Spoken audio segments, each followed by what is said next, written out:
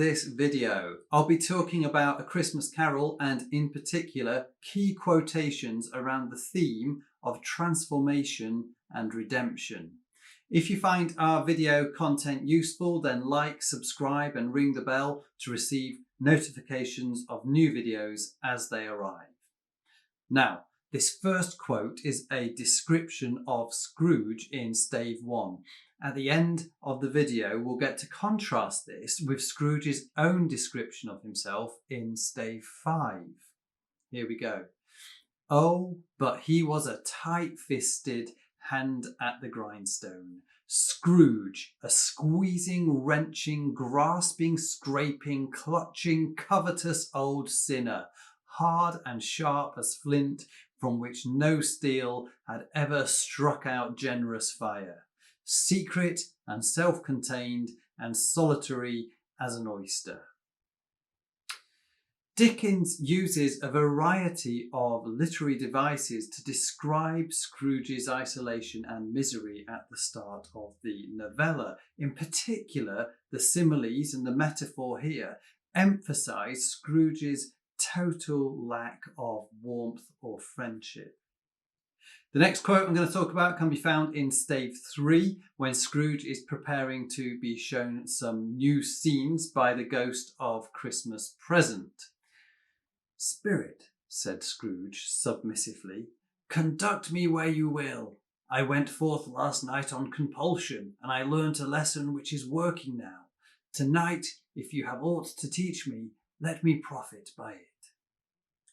Although Scrooge is initially reluctant to hear what the spirits have to teach him, he begins to show a change of heart when the ghost of Christmas present arrives, promising to learn from its lessons. That adverb, submissively, shows Scrooge's transformation from being unapproachable at the start to being open and willing at this point.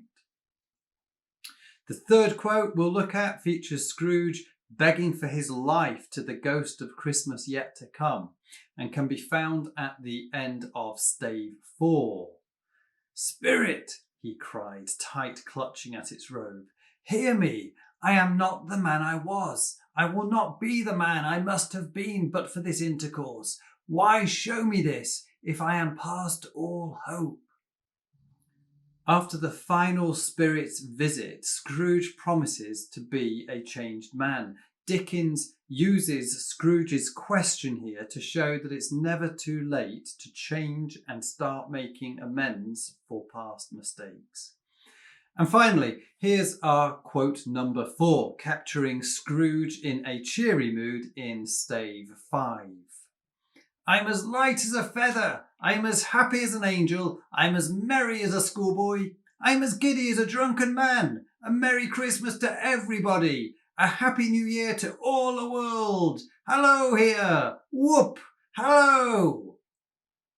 Now, I hinted at this at the start of the video.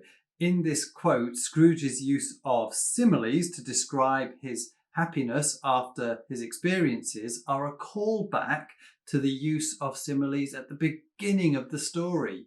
The difference between Dickens' earlier description of Scrooge and Scrooge's own assessment of himself here is huge, and it demonstrates the journey and the transformation that the character has undergone from being cold-hearted and mean at the start to joyful and kind at the end. The information in this video can also be found in written form in our A Christmas Carol revision guide. You can buy a digital copy of this from the Twinkle website using the link in the video description. Thanks for watching. Bye for now.